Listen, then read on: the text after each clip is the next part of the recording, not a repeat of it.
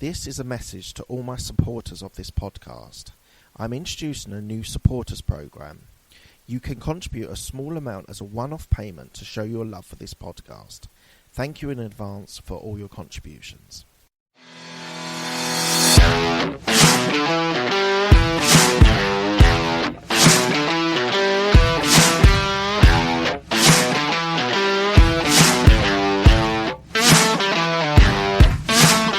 I just wanted to let you know before we start the podcast that I am doing an online podcast course, how to be able to create, get your guests, scale it and monetize it. So please do go to abmpodcastcourse.co.uk and go into the contact us bit. I'm looking for new people to be able to be a podcast creator and really to be able to develop their skills and knowledge into a podcast. So as I said, go to abmpodcastcourse.co.uk and sign up. Thanks. This is the Absolute Business Mindset Podcast, created and hosted by Mark Hayward. This podcast will interview entrepreneurs, business owners, and people in their careers. We will delve into their journey to success, key life milestones, and go deep into their area of expertise. This podcast will inspire and educate with great guests. Get ready to learn from others' successes and failures. Today we have Nir Bashan, who is an author of The Creator Mindset. Hello, Nir. How are you? Good, Mark. How are you, sir? I'm very good. I'm very good indeed. Thank you so much for being on my podcast today. Yeah, thanks for having me. It's going to be fun. So jumping straight into it, you did a degree in music in the University of Southern California, but you then did your master's in film and advertising. So just talk to me about your education, why music was a passion of yours, and why you decided to flip it into film and advertising. Yeah, definitely. So I was born in Israel and raised in Los Angeles. We moved when I was 3 years old. And so English was always kind of a second language. And I liked music from a very young age. And I decided to go to music school and, work on playing double bass, which is what I played at the time. Then I switched to electric, and then I switched to audio engineering because I couldn't pass my classes. They were just, I don't know if anybody's ever studied music. It's pretty serious. There's a lot of music theory and oral skills and counterpoint and just very complicated stuff. And in a way, going to school is kind of taking the passion of music away, once you start to look at things in minute detail, it takes kind of the magic out. And so I switched over to audio engineering and worked on a ton of albums, a lot of stuff. I worked on some famous stuff, some not so famous stuff. And I started to recognize a pattern in everything that I was doing. And the pattern was that people who were creative did well and people who weren't creative did not do well.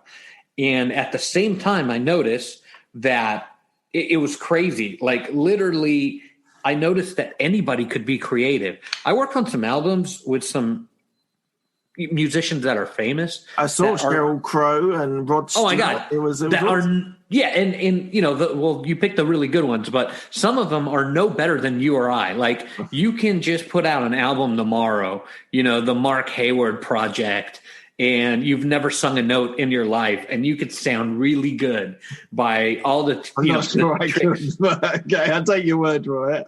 Yeah, it's amazing, and I found that creativity is one of those things that can be really learned and practiced. And so I saw a methodology that people had that was repeatable. They have a notebook or write stuff on their phone or whatever method they had, it was repeatable. And so, when I left music and I started working in other fields, I noticed that same thing. Like the people who were creative had a system, but nobody was talking, right? Nobody was like, hey, this is what you should do. This is a great system.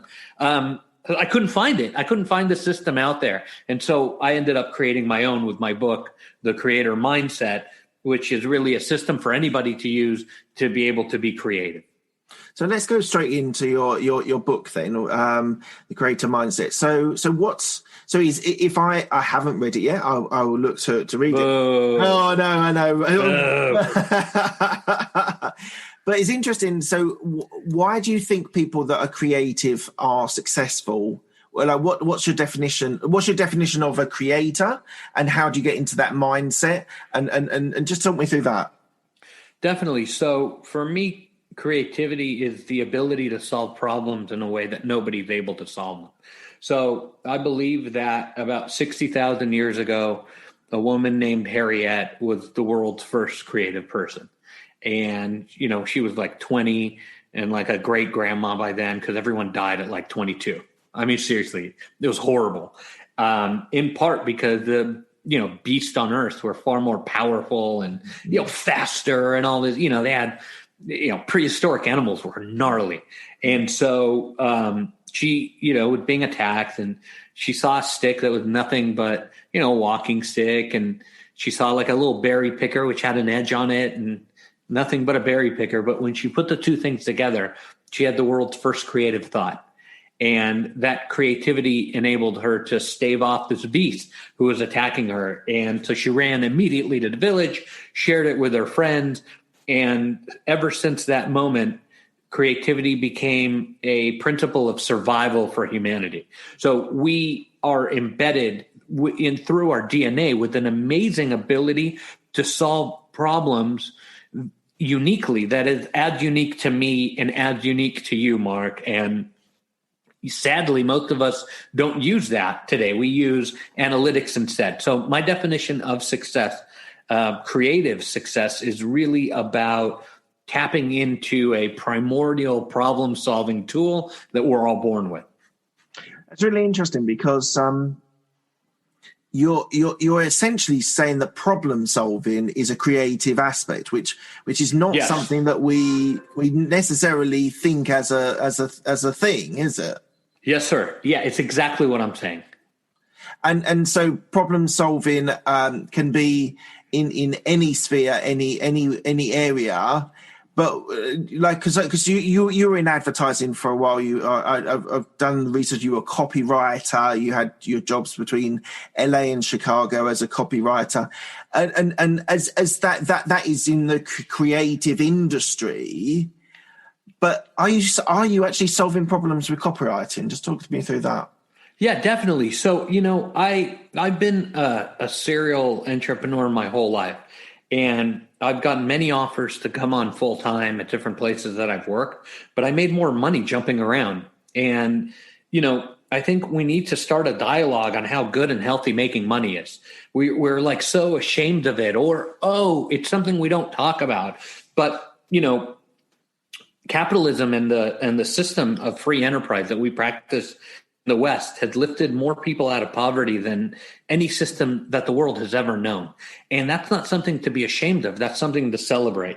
And so for me, bouncing around and having different opportunities and, really kind of running a business that offered my services to the highest bidder was, what I did for many years. And I think it's a really great way to get out there and to recognize that there's a lot of problems that aren't being solved by traditional means. So yes, I believe that writing is a really, really good way to solve problems and a really good way to get awareness out there that, maybe analytics aren't the only thing.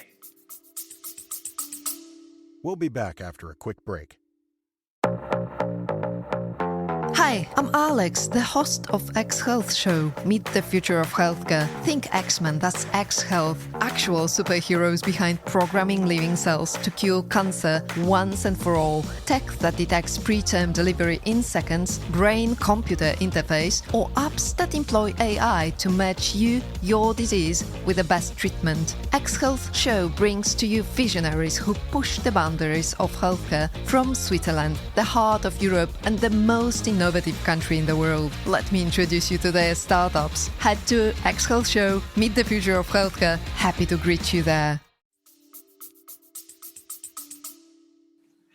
And so you just jumping around. We're going to jump around today. You were at Petrol Advertising, where you did video game launches. So as an art director, junior art director. So what was that like working in the video game industry, which is now a massive, it's almost bigger than film industry. But what was it like? Give me some insight into working in that industry. I think it is bigger than film now. It is now, yeah. It's been for, it's interesting, the video game industry has struggled with storytelling for many, many years. They have lost a lot of attention and a lot of focus because the games, are sometimes aimlessly non-narrative. And when you're able to tie a story together with a particular property, I think I worked on Dead Rising when I was there, which gives you an idea of how long ago it was. I don't even know if that game's around anymore. But one of the things was, trying to figure out how to get, people really engaged with the game. And some of it was gameplay, yet most of it was storytelling. So what I learned from the video game business was that, the storytelling aspect and making sure that, stories were at the forefront were some of the most important work that was being done at the time.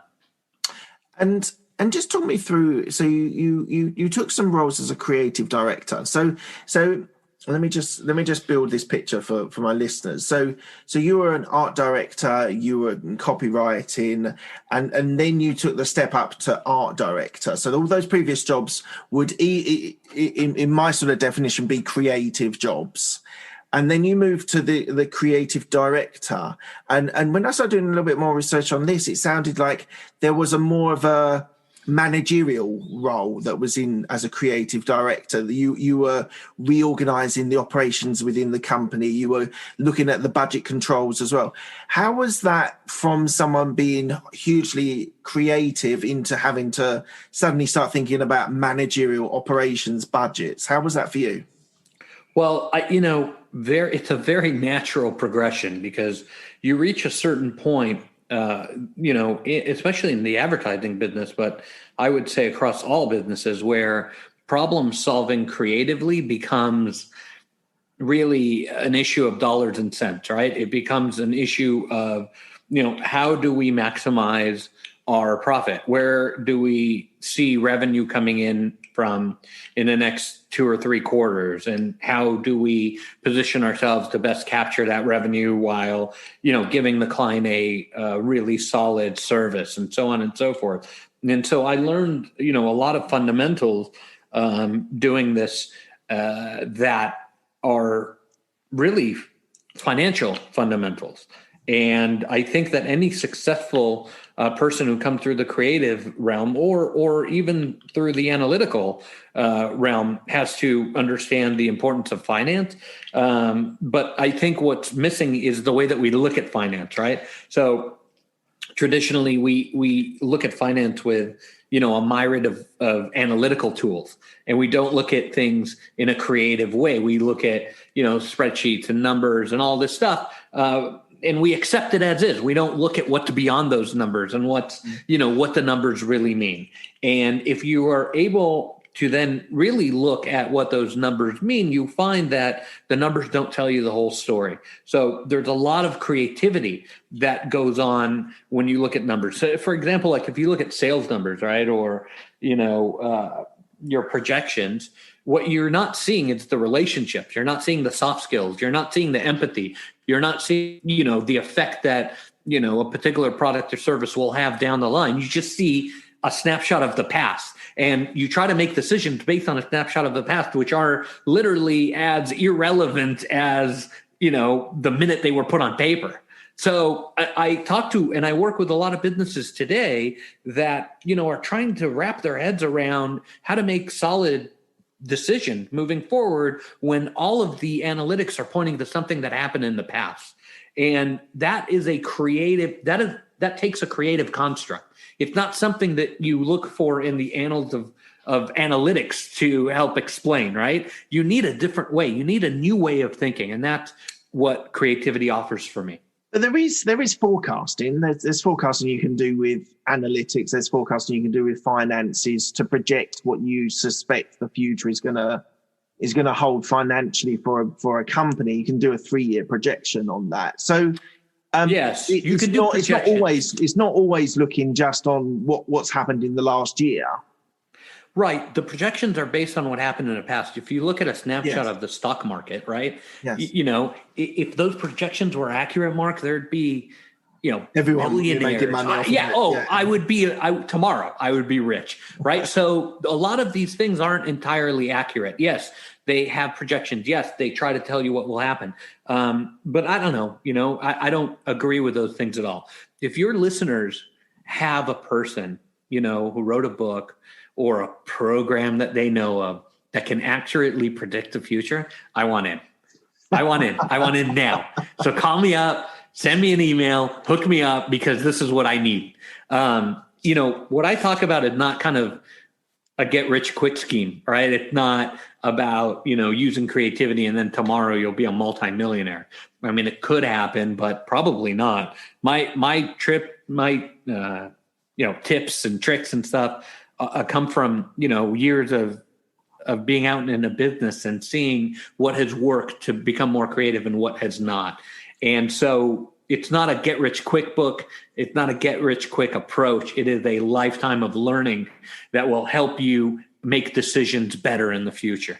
So just talk me through a couple of things in your book. What sort of hints and tips do you give people how to be better problem solvers by creativity? So everything in the book, literally all 92 tools, plus another 300 that didn't make the book, are absolutely free. They cost nothing. And when I do consulting work, people usually expect me to come in and say, okay, we got to spend some money.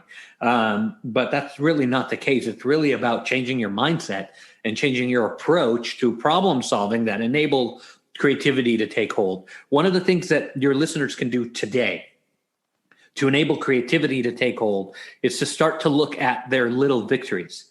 No matter what you do, whether you're a entrepreneur, a seasoned business owner, in a legacy company, or just starting in your career, if you start to notice what those little victories are telling you and actually listen to them, you're, light years ahead of everyone else. Most people look at, a forecast of a year, a 3-year, or a 5-year, we'll put this thing together and that's the road that we'll take. And a lot of businesses stay so blindly attached to those milestones that even when things start to change, the market, a pandemic, whatever it is, they still stick to their main North Star because they're like, we got to get there no matter what. It's sort of a human condition to set a goal and to try to stick to it no matter what. But if you're not paying attention to those little victories, then you can miss out on a lot of things that can guide you into a direction that you would have never have taken before that could be far more powerful than that original destination. So one of the thoughts of me is that I do not celebrate the little wins. I'm constantly being told by friends, coaches, that you should just enjoy the moment a little bit more, Mark. So what would I see? What insight would I see that if I started to celebrate and enjoy those small victories that I'm not seeing at the moment? You would see creative opportunity. Okay, so I'll give you an example. There was an ice cream salesman many years ago who wanted to sell a bunch of ice cream machines, right? So his construct was analytical. Volume. Volume is an analytical construct. What does volume mean? It means you get as many leads into your sales pipeline as possible. You get on the phone, emails, whatever, try to get those leads in, and you try to sell machines. That is a completely analytical construct. And like every single business out there that is operating on analytics alone, it'll work for a while, but then it will plateau. And when it plateaus, then you call in the experts, right? And you're like, why is this happening? Analyze my business, help me with efficiencies and all this stuff. And those experts might help, and it might go up for a little while, right? Because, Tony in shipping and receiving takes, 5 minutes to put something in a package when Sally can do it in 4.5 minutes, oh, let's save 30 seconds. Wow. Look at us. We're a great company. But what will end up happening is that will level out soon, eventually also. And you'll keep hitting your head trying to get, against the wall, trying to get to the next stage. And so if you don't embrace creativity, you get stuck. So this ice cream salesman got an idea one day, a creative idea, because he noticed that a bunch of machines were selling to the same restaurant over and over again. And he said, I'm going to go check it out. So he went, there was a line out the door. It was 45-minute wait, right, to get to the restaurant.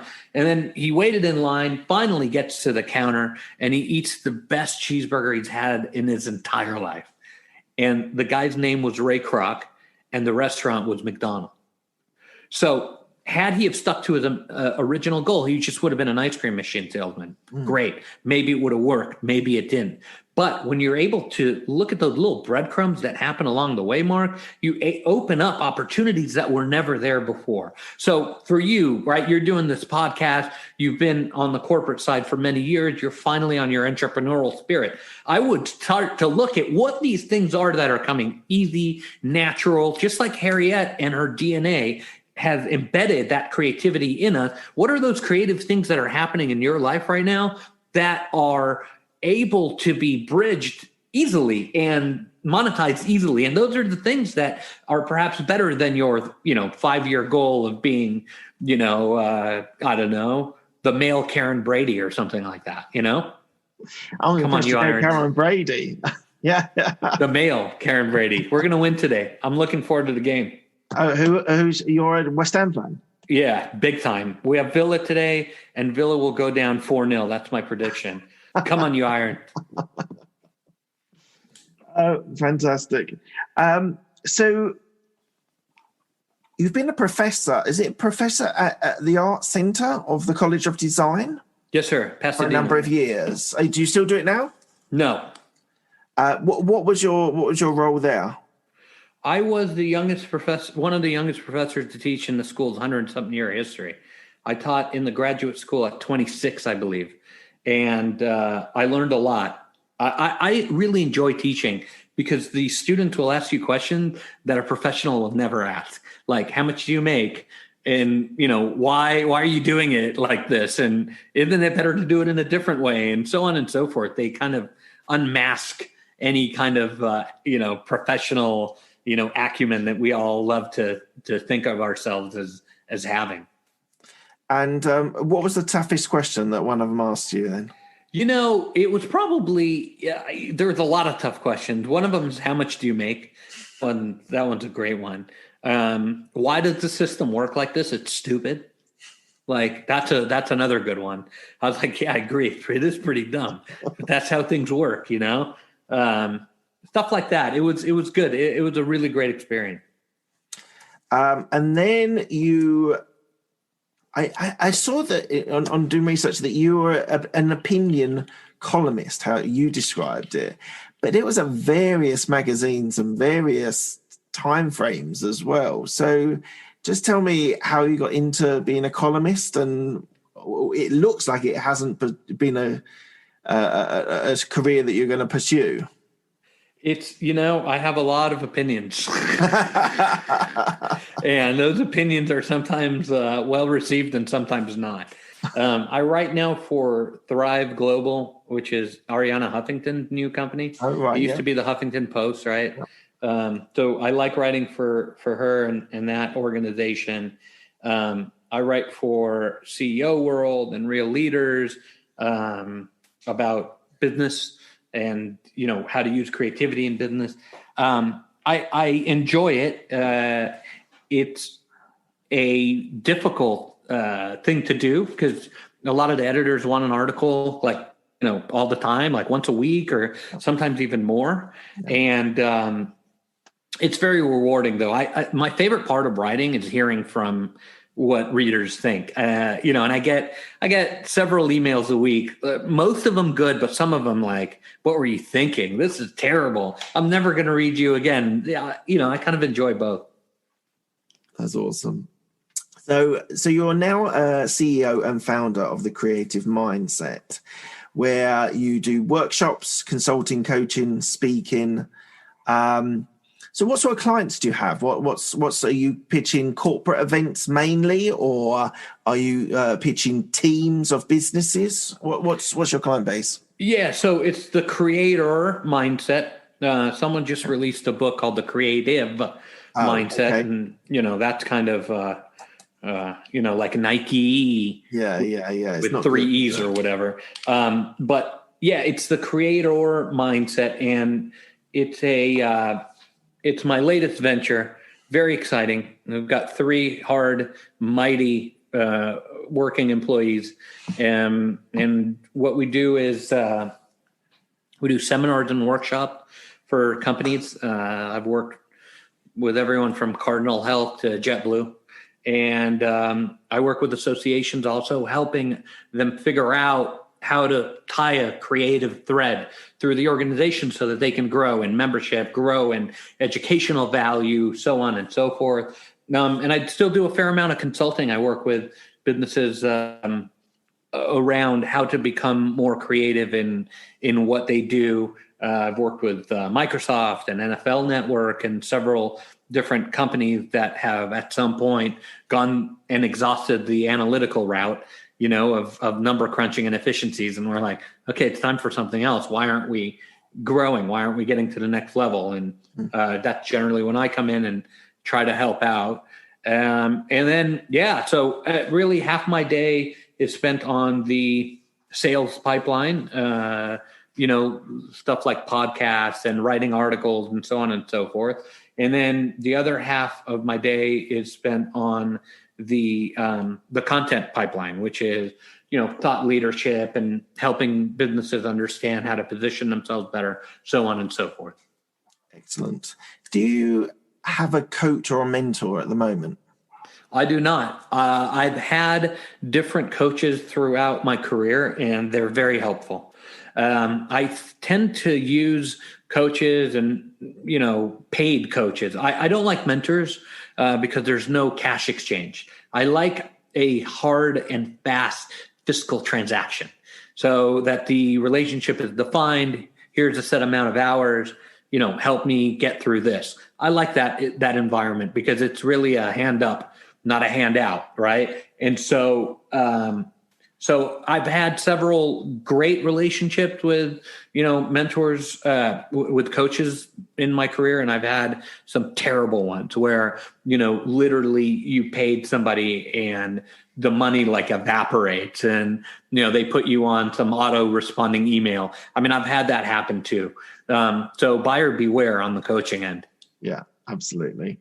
Do you have a morning routine? Well, not really. I get up and I check the latest in the football universe. I'm embarrassed to admit I'm kind of addicted. I'm in a fantasy football league that I spend. My wife's like, "Are you really trading players right now?" I'm like, "Yeah, trying to figure out what to do." I'm addicted. Where's this soccer? Where's this football fan come from? When I was, my dad's been a fan. His dad. My grandparents on both sides, grandfathers on both sides were football fans. A lot of my family geographically is from Europe. Okay. And so, my grandfather followed, his clubs in Poland. And so it's in my blood. And I tried to push it away for many years, feeling that I was just too sophisticated, I'm too, grown up for this. And it just like sucks me back in. It just keeps sucking me back in. Who do you support, Mark? Oh, I'm embarrassed because I've had this conversation a couple of times recently. I don't follow football. I follow rugby union. I'm a rugby person. Okay. That's I think acceptable. I think I'm probably the only person in England who doesn't have a team. Yeah. Pretty much. When you start speaking to everyone, they're like, "Really? Did you know? Right. I was like, no, it didn't really. I much preferred rugby when I was growing up, and rugby and cricket were my main sports. Rugby's a good game.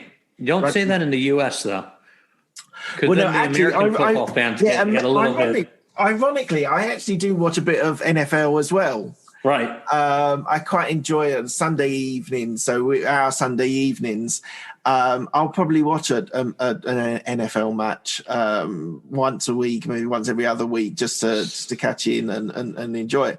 I really enjoy it. I think it's a great sport. It's changed quite a lot safety wise as well. Rugby union has done exactly the same. It's the safety of the players is so much more important. And paramount to the sport. So, but yeah, no, I enjoy the collisions of rugby and NFL. I don't get baseball. I just don't get baseball. Right. I've tried, but I just don't. Baseball's a good game to do, in person. There's nothing like, going to Dodger Stadium and having a hot dog sitting in the nosebleed. Yeah. I mean, it's a great game, but it's one of those things that has to be experienced there in person, live. Well, maybe one year I'll come over and There you go. Before we finish, you're a public speaker as well. So Engage LLC that you spoke for. So what's you said you do consulting and workshops and speaking at your current creator mindset, but how do you approach public speaking, and how do you use your creative mind part of your public speaking as well? Well, I've been pretty lucky that my topics are generally of interest to people. They want to hear, how are you using creativity? I thought creativity was just art or music, and you're saying no, it's about problem solving in a business. I'd love to see that, and so it's been I've been pretty lucky.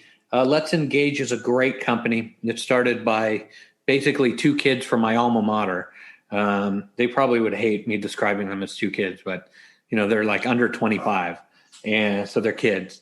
And they revolutionized the speaking business. It's amazing. So everything's done on the phone now.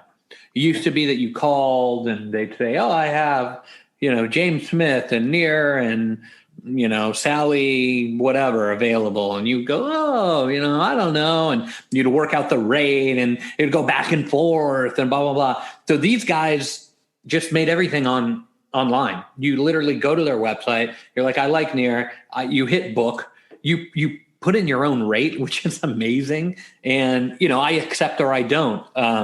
So that's kind of how it works. It's really brilliant. And they've changed the model so that everything is done electronically and much, much quicker. Yeah. So I'm very happy to be working with them, and they're kind of a cool organization. I think they're really creative. I actually wrote an article about, how creativity is being manifested. And I picked a few companies.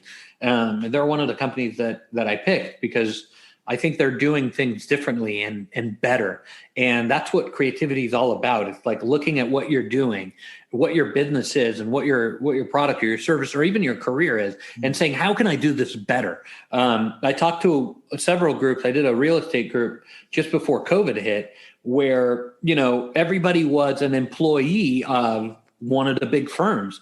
And I said to them, you guys can do really, really, really amazing creative things within the confines of what you have just by how you approach that problem and how you solve it. And people were really excited about the fact that they could own their own destiny. And so I feel like no matter what you do, no matter who you are, whether you work for someone else or whether you work for yourself, you can then take that leap onto creativity and do incredibly well.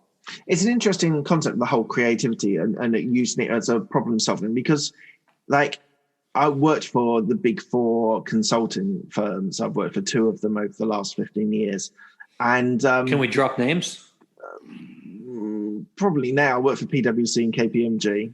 There you go. I can now. I don't work for what happened to Accenture and Deloitte? So Deloitte are still in the big four, but it's not Accenture. Accenture's more of a management consultancy. So it's PwC, KPMG, Deloitte, and EY. And I worked for PwC and KPMG. And And what was interesting is their approach to problem solving. And what I was thinking about, just thinking about my experience there, and your interpretation of creativity might be changing maybe someone's role that tweaks their involvement in a certain area, whether it's a different project, whether it's because you get very involved in your immediate area, and actually part of the enjoyment of working for such a big company is that you're able to dip into many different areas and gain a lot of skill sets and a lot of good experience in different areas. Yes. So these large organizations, these corporate organizations that you've worked with, I find they're very hard to maneuver fast because they're such big battleships. They're difficult to be able to move their North Star to somewhere else. How do you get on working with corporates that are very much set in a particular trench for probably the next year or two? Usually I start in sales because people want to see an immediate ROI. I work with sales teams on, sometimes it's, really basic, the Northeast is not communicating with the Southwest. We don't know what they're doing, and on and on. And I find that, the problems, when you boil them down to their essence, and I talk about how to do it in the book, but when you boil them down to their essence, they're very common problems, right? Communication, ego, complacency, on and on. There's these root causes of these things that, once you're able to look at creatively, then you can kind of unset them. And once you unset them, you create an energy where everybody else wants to unset them. And it's kind of a domino effect that leads to real and profound change. Nothing happens overnight, though. I have to underline this thing because people, are, in my opinion, soiling the publishing world by, get rich quick in 2 weeks, the 14-day real estate boom book and stuff like that. And I feel it crowds out messages like mine that are genuine and that really work, but work over the long term. Nobody wants to hear that you have to put hard work into something anymore. Everybody wants the quick fix. If you want the quick fix, I'm not your guy. Don't go. There's another million people out there that can promise you wealth in your sleep. The 2-day work week. Yeah, come on, dude. What 2-day work week? I've been working since I was 9 years old. I've been washing cars door to door. I worked in advertising while running production companies in Hollywood. While I had a furniture refinishing business at one point. I worked in a call center. I ran that call center. There's no easy button. And if somebody has the easy button, please call me because I need it.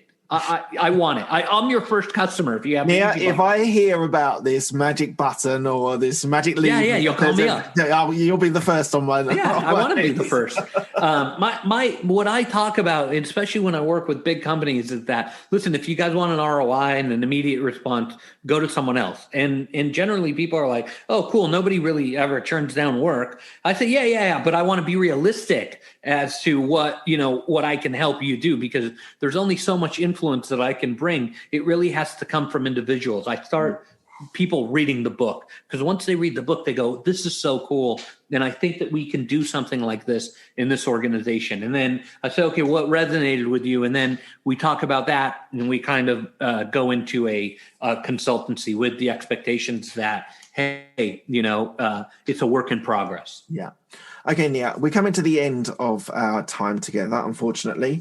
I asked 6 questions. I ask all of my guests. They're quick fire questions. They don't need a quick fire answer. It's up to you. But the first one is, what's the best decision that you made? Ever? To have a child. The best decision ever. I highly suggest it to everyone. Have kids. I've got 2. I've got 4 and 6. They're the best. Yeah, they are. I love children. What's the best piece of advice that you've been given? Probably to tuck in my shirt and comb my hair because nobody likes to buy anything from a bum. That's what my early mentor. When I was 15, I worked for him. It was a coffee delivery service in Hollywood. Right. And I'd show up and he'd be like, when was the last time you combed your hair? I'm like, I don't know. He's like, tuck in your shirt, comb your hair. Nobody wants to buy anything from a bum. And they're like, this is great. I mean, it was like business school and 2-minute quips. Yeah. Who's the person that's helped you most in your career? It might be an unpopular answer, Mark, but it's me. Honestly, sometimes the best helping hand is found at the end of your own arm. And so there's so many people today who will, answer these types of questions and, this person or that person. But at the end of the day, if you take ownership for your actions, you're doing pretty good. So I would say just the sheer grit of determination has gotten me to where I am today. Awesome. Do you have any regrets? Yes. How many hours do you have?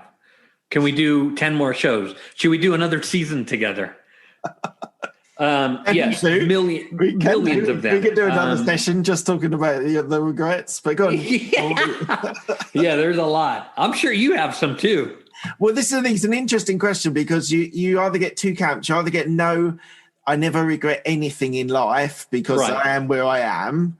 And then, which is fine. It's a good answer. But then you get the truth from other people. Right. And I feel we're going to get some truth from you, Nir. Yeah, yes, a lot. I've regretted a lot. I've made some really bad decisions. One of them that just comes to mind now, because it's actually a tool that your listeners can use, is to shut up more and listen. I've spent so much time not listening to people because I was either talking, it's weird, we're on a podcast, but still either talking or assuming that I knew what they were thinking, which is just awful. I spent time on my phone while I'm in an executive briefing with staff and, I'm not there. I'm not listening. And so one of the regrets that I've had over my career is thinking that I know more than others and not listening long enough to learn what people have to say. Awesome. Thank you for your honesty. What are you most proud of? I'm really proud of the book. I think it took 6.5 years to write. Wow. I'm not a professor. I don't sit in some Ivy League, school where I have classes on Mondays and Thursdays, and I'm free to think on Tuesdays, Wednesdays, and Fridays. Dude, I'm busy grinding it out, man. I got payroll and, taxes and health insurance and legal fees and, all the stuff that you have and all your listeners have. And that, I think, differentiates my book from others in the fact that, it's a field manual rather than a work of art or some kind of, Hemingway-esque, Steinbeck-esque. I mean, I write like I talk. So if you like, anything you're hearing, you'll love the book. I'm really proud of the book. It was a grind, dude, a grind. Like, it was an hour on the plane to a client. It was, 45 minutes before the baby woke up. And, it was that kind of thing. It was never like, a cabin in the woods and scotch, right? And a cigar, right? Doesn't everybody think that? Like a nice fat Cuban and just like relaxing. It was like, half an hour. Oh crap, I have half an hour. Maybe I could bang out 2 paragraphs. Let's go. So that's kind of how this thing came together. And I'm very, very proud of it. It's doing really well too, Mark. Like it's selling really well here in the US and in England. Parts of Asia. So it's exciting. It's exciting to see something that you're really passionate about and that you've worked really hard on, resonate with people. Yeah. Awesome. What does legacy mean to you? I think legacy is what you leave behind, and I hope that mine is really one of helping, the world become a bit more creative and rely a little less on analytical constructs and analytical thinking. Awesome. Lastly, where can people find you? So there's 3 Nir Bashans in the entire world. It's NIRBASHAN. I'm pretty easy. Dude, if you can't find me, then I don't want you to find me. Let's put it that way. There's a closet designer in Israel named Nir Bashan. That's not me. And there is a guy uploading all these video game clips, like college and stuff. The kid's like 14. That's not me. I wish I had time to play video games. So I'm pretty easy to find. nirbashan.com. Hit contact. My email's there. My phone number's there. You can call me and we can have a chat. Pick up the book. It's everywhere. It's everywhere. It's around the world. Yeah. McGraw-Hill released it. It's on Amazon or wherever you like to buy books. And I'd love to hear your thoughts as you read it. Shoot me an email and let me know. Oh, Nir, this is the worst thing I've ever read. Like my poor eyes are bleeding out of my head. Or like, hey, man, I actually learned something. Thank you so much. Let me know. I will encourage my listeners to reach out to you after reading it. Thank you, Nir. Thank you so much for your time. I really appreciate it. Thanks, Mark. I appreciate being here. Pleasure. Cheers.